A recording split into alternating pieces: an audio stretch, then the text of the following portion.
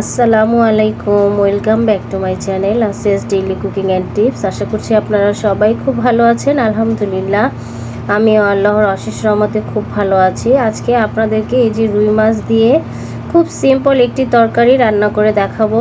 তো রুই মাছটাকে কিন্তু আমি ভালো করে ধুয়ে পরিষ্কার করে এখানে লবণ, হলুদ, মরিচের গুঁড়া আর সামান্য একটু আদা রসুন পেস্ট দিয়ে মাখিয়ে রেখেছি। আর এই যে ফুলকপি আর আলু দেখতে পাচ্ছেন, এটা দিয়ে আজকে আমি রান্না করব। চুলায় দেখতেই পাচ্ছেন আমি একটা ফ্রাই প্যানে তেল দিয়ে সামান্য একটু লবণের ছিটা দিয়ে দিলাম, কারণ এতে করে হচ্ছে মাছটা ভাজার সময় লেগে যাবে না। তো এখন হচ্ছে প্রথমে মাছটাকে আমি ভেজে নেব, একটু এপিট ওপিট সুন্দর করে, একটু লাল লাল করে সুন্দর করে মাছটাকে ভেজে নেব।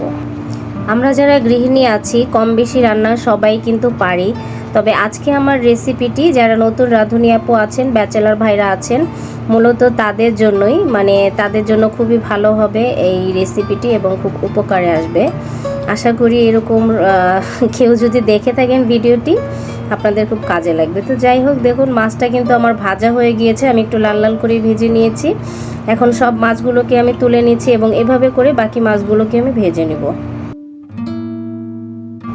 তো এই যে দেখতে পাচ্ছেন মাছগুলো কিন্তু ভাজা হয়ে গিয়েছে। এখন আমি মাছটা রান্না করার জন্য চুলায় একটা কড়াই বসিয়ে দিয়েছি। কড়াইটা গরম হয়ে গিয়েছে। এখন হচ্ছে মাছ ভাজা যে তেলটা, এটা ফেলে না দিয়ে আমি হচ্ছে এই মাছ ভাজার তেলটা দিয়েই রান্না করে নিব, আর সেই সাথে আরও একটু পরিমাণ তেল দিব। আর এখন তো জিনিসপত্রের যেই দাম, কোনোভাবেই অপচয় করা যাবে না। আমাদেরকে নিনজা টেকনিক খাটিয়েই হচ্ছে সংসারটা সুন্দর করে চালিয়ে নিতে হবে। যাই হোক, তেলটা গরম হয়ে গিয়েছে। এখন হচ্ছে পেঁয়াজ কুচি দিয়ে দিয়েছি।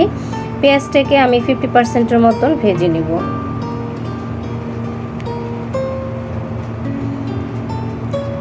পেঁয়াজটা কিন্তু ভাজা হয়ে গিয়েছে। এখন হচ্ছে এখানে আমি আদা রসুন পেস্ট দিয়ে দিব। প্রায় 2 চা চামচের মতন আমি আদা রসুন পেস্ট দিয়ে দিলাম, আর 1 চা চামচের মতন জিরা আর ধনিয়ার পেস্ট দিয়ে দিলাম। দিয়ে এই কাঁচা মশলাটাকে আগে তেলের মধ্যে ভালো করে ভেজে নিব, কারণ কাঁচা মশলার কিন্তু একটা স্মেল থাকে। এটা আগে একটু ভেজে নিলে খুব সুন্দর তরকারিটা খেতে খুবই ভালো লাগে। তো মশলাটা কষানোর জন্য এখন আমি দিয়ে দিলাম পরিমাণ মতন পানি।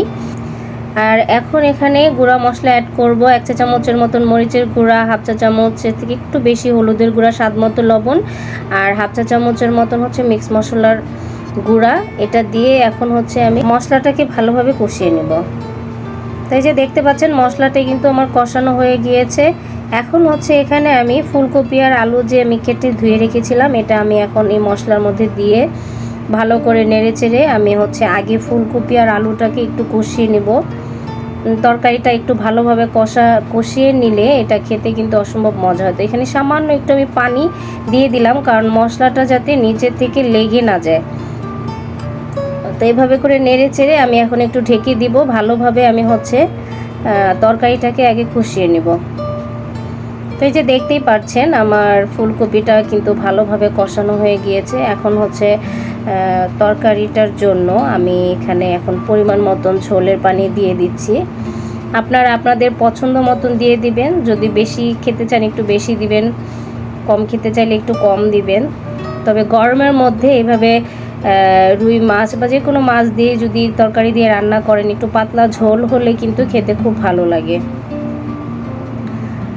তো এই যে এখানে আমি যাতে তরকারিটা খুব সুন্দরভাবে কুক হয় সেই পরিমাণে আমি পানি দিয়ে দিয়েছি। আর এখন হচ্ছে সব মাছ, টমেটো, কাঁচামরিচ দিয়ে আমি এখন ঢাকনা দিয়ে ঢেকে দিলাম। তো এই যে দেখতে পাচ্ছেন তরকারিটা কিন্তু অলরেডি বলক উঠে এসেছে। তো আমি আবার একটু নেড়ে চেড়ে দিলাম হালকা হাতে, আবার ঢেকে দিচ্ছি।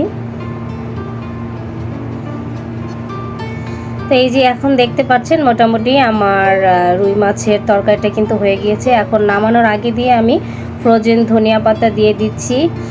আর দেখুন মাশাআল্লাহ তরকারিটা দেখতে কিন্তু কতটা সুন্দর লাগছে, আর এটা কিন্তু খেতেও অসম্ভব মজা হয়েছিল। ফাইনালি ঢাকনাটা দিয়ে একটু ঢেকে দেব যাতে ধনিয়া পাতার স্মেলটা পুরো তরকারিটার মধ্যে ছড়িয়ে যায়। আর এরপরে আপনাদেরকে পরিবেশন করে দেখিয়ে দিচ্ছি আজকে ফুলকপি দিয়ে রুই মাছের তরকারিটি। তৈরি হয়ে গেল খুবই সিম্পল এবং খুবই মজাদার ফুলকপি আলু দিয়ে রুই মাছের তরকারি। এটা খেতে কিন্তু অসম্ভব মজা। এই গরমের মধ্যে এই ধরনের হালকা পাতলা তরকারি কিন্তু খেতে খুব ভালো লাগে। আর আপনারা কিন্তু খুব সহজেই এটা তৈরি করে নিতে পারবেন। আমি A to Z পুরো রেসিপিটি কিন্তু আপনাদের সাথে শেয়ার করেছি। তো কেমন লাগলো আজকের ভিডিওটি অবশ্যই কিন্তু একটি কমেন্ট করে আমাকে জানাবেন। আমি আপনাদের কমেন্টের অপেক্ষায় থাকি এবং আপনাদের কমেন্টস পড়তে আমার খুবই ভালো লাগে। এবং যারা নতুন করে আমার চ্যানেলটি ভিউ করবেন তাদের কাছে একটা অনুরোধ, অবশ্যই আমার চ্যানেলটি সাবস্ক্রাইব করে দেবেন। যারা পুরাতন দর্শক আছেন তাদেরকে অসংখ্য ধন্যবাদ আমার পাশে থাকার জন্য। সবাই ভালো থাকবেন, আমার জন্য দোয়া করবেন। আরও নতুন নতুন মজার সব রেসিপি দেখার আমন্ত্রণ জানিয়ে বিদায় নিয়ে নিচ্ছি আজকের মতো এখানে। আল্লাহ হাফেজ।